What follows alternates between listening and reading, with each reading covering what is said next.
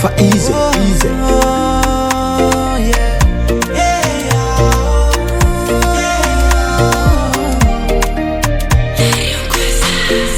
Hena zafamankatia Tisano zamiyamaya Zavunu anajanau Vunu anajanau Amina zamifolo Ankila nozo midodo Yala noza ukao Yala nozo kao Ankila nozo falfali Lafcha nozo mjaljali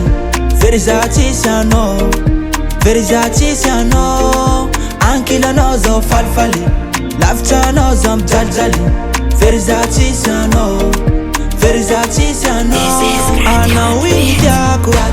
Zaza yuchariako Hamina za afapo Sisima asulwano Ana wini teako Zaza yuchariako Hamina za afapo Sisima asulwano Tanu huwa nauza ho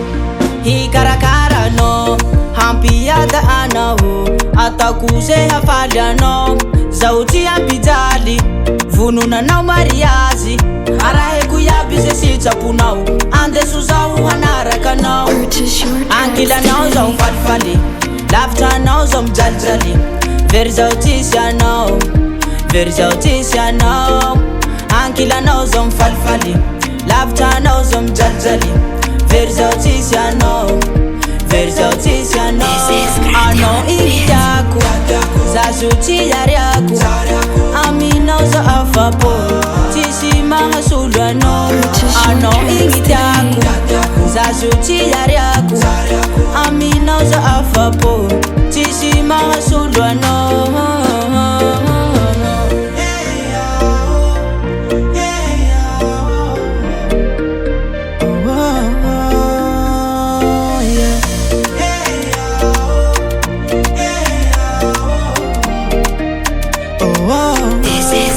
Ankila nozo falfali